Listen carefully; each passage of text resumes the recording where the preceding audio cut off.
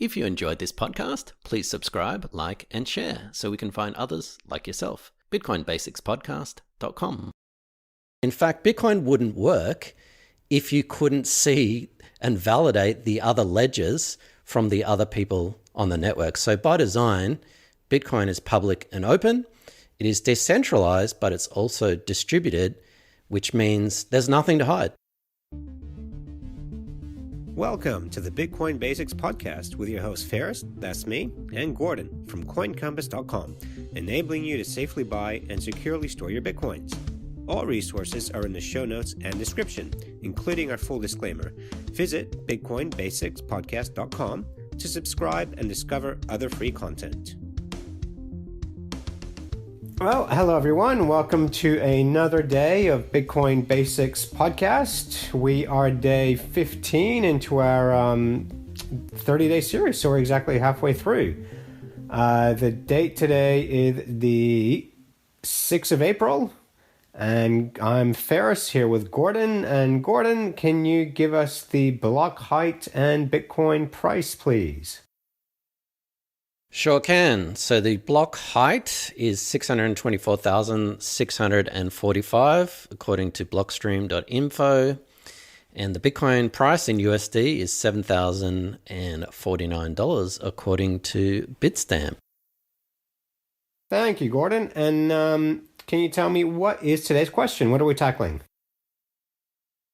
I could tell you, but how about I just play the question? Hi, my name is Kevin, and I'm currently taking computer science under the IB diploma. And the question I had was about the security of the Bitcoin. Correct me if I'm right, but I believe that the Bitcoin is a peer-to-peer network in order for everyone to work. And I know that there is the SHA256 that ensures the security of the network. And I was wondering how you could explain more deeply into how, even though all networks are connected together, how it technically is more secure and how no one has access to each other's information, even though there is a peer-to-peer network. So, yeah. So this is actually a really tech-heavy question, so this is right along Gordon's alley.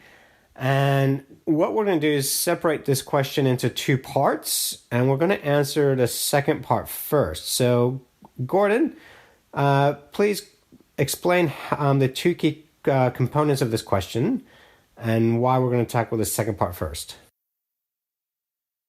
Yeah, so there's a lot to unpack in that question, and this comes from a computer science student, which is absolutely amazing, and I'm pretty excited. So I won't go into a full lecture series and a whole semester in basic cryptography. So the first part of the question looked at this, something called SHA256, which we'll get to in the second part. But the first part of the question looked at peer-to-peer networks and privacy in terms of information sharing and what's being shared, and is that a problem, basically? So the question looked at why nobody has access to other people's information in a peer-to-peer network. And in several of our last podcasts, we've already covered this concept of a peer-to-peer network and decentralization. But this question is good because it really delves into the difference between distributed and a decentralized network. And unfortunately, a lot of people use these terms interchangeably, and they're not the same thing. So I was just thinking of how to explain it, and the best explanation is with an example. So we've really got this notion of centralized versus decentralized, and I think most people know what that is, and it's all about control. So for example, Facebook.com has a website and a server, and that is totally centralized. Your bank has a ledger. There's only one of those ledgers that's totally centralized because they control it. Bitcoin is obviously decentralized because no one has control. There are many, many miners, computers attached to the network, and no single entity, no single one of them has control. But we have this notion of distributed, and it's not the same as decentralization. So distributed means where is the data actually stored? So I'll give you 3 examples, and Faris, you might want to butt in if these don't make sense. The first example would be Facebook. So Facebook.com or Twitter.com, I think of any sort of entity or website like that, would be centralized but it's also the opposite of distributed. And I tried to rack my brain about what is the antonym of that. I came up with concentrated. So Facebook.com is centralized because Facebook controls it, and it's also concentrated because all the data remains within Facebook's network. A second example is cloud storage. So we've got Google Drive, you've got Microsoft SkyDrive, Dropbox, iCloud. That is obviously centralized as well. So for example, if you're uploading photos to iCloud, Apple maintains control of all of that. But it is actually distributed. So it's not actually in one central location. So it's dispersed, and you've probably got 3 or 4 copies of that photo across the globe. So there's probably one at Apple's head office. There may be one in your geographical location. So that might be, say, Asia, for example. And they may have a backup data center in, say, Africa. So you've got multiple copies of those files in different locations. So it's centralized, but it is distributed. Bitcoin, as we already know, is decentralized because no one miner, or what we call a node, controls the network, but it's also distributed. And that's what a peer-to-peer network is. And I can answer the first question pretty easily in terms of privacy and what other people can and can't see. Nothing's secret. So we're sharing this ledger. This ledger is meant to be public. So there's actually no notion of, okay, if I join the Bitcoin network as a miner, or these people who are sharing and validating this distributed ledger, they might see my information or they might see my files or whatnot. But you're not sharing files. You're not sharing personal information. You're sharing a public ledger. So it doesn't actually matter whether other people can see your files or not. And in fact, Bitcoin wouldn't work if you couldn't see and validate the other ledgers from the other people on the network. So by design, Bitcoin is public and open. It is decentralized, but it's also distributed, which means there's nothing to hide. Do you want to learn how to safely buy and securely store your Bitcoins?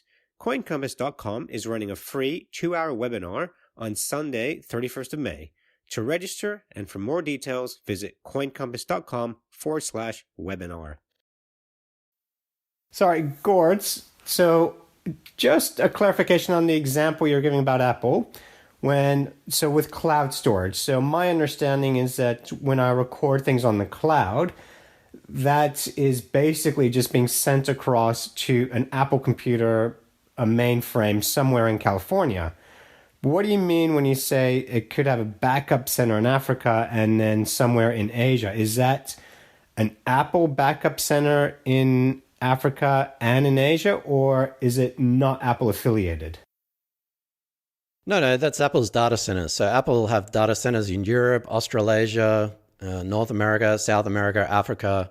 I don't know the exact internal workings of iCloud, for example, but your photo that you're uploading is definitely in 3, maybe 5 separate locations. Okay, so my photo is being uploaded to Apple, but Apple would be having a copy of that in more than one location.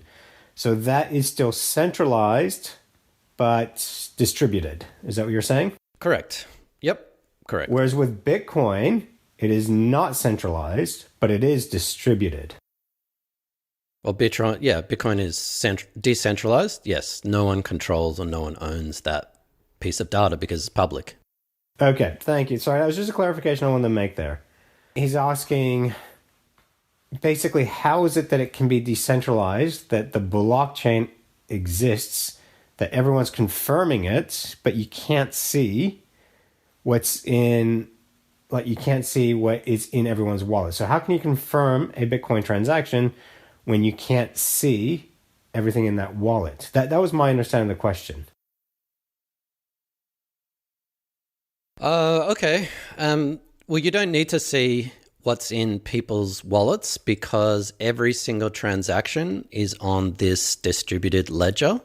So you can't hide a transaction. It's public and it's completely knowable. So you may have a Bitcoin wallet with 1 Bitcoin in it, and that 1 Bitcoin may have been 3 separate transactions. You received, 0.3, 0.3, and 0.4 from various friends. That equates to 1 Bitcoin.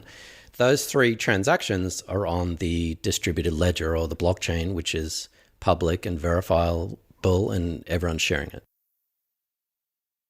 So there's a video we came across on YouTube, and we've used it in our presentations, and we'll put a link to this, and it explains the Yip culture. They lived in a Pacific island, and fascinating the way they manage money. And it was basically every villager would memorize who lent money to whom. And if one person would say, hey, you still owe me X amount, they would go to another villager and say, hang on, did this happen? They'd say no. So it was a distributed memory. So Bitcoin, I think, works in the same way. And I really urge people just to click on the YouTube link that we'll put up, because it just explains this so well. Because once you understand distributed, it really helps understand Bitcoin, and it helps understand the previous podcast where we talked about regulation as well. So Gordon's explanation is really good in that your data with Facebook is owned by Facebook. Your iCloud photos are owned by Apple. Bitcoin is not owned by one person. The ledger is shared by everyone. It's verified by everyone. Is that a fair summary, Gordon? Yeah, at the end of the day, there's nothing to hide. Everything is public. And as I said before, Bitcoin couldn't actually work if, for example, you were sharing particular information in your Bitcoin wallet that wasn't shared with others, because then the public ledger would break down. You'd fragment it, and there'd be different parts of it, and different parts are correct, different parts are incorrect. So it's just one giant spreadsheet that everyone has access to. It's public, it's open. There's nothing actually to hide. There's no data to actually protect.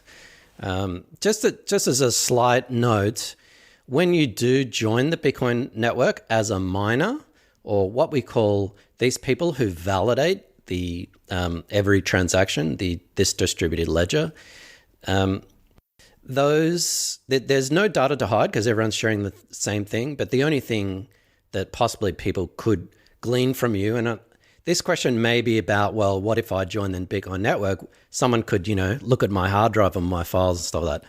Well, you can't do that. But the only thing that it does give away in terms of privacy is your IP address. So if you do join the Bitcoin network, other nodes or other computers connecting to probably know your IP address, which is a vague representation of your location. Okay. Can you hide that with a VPN?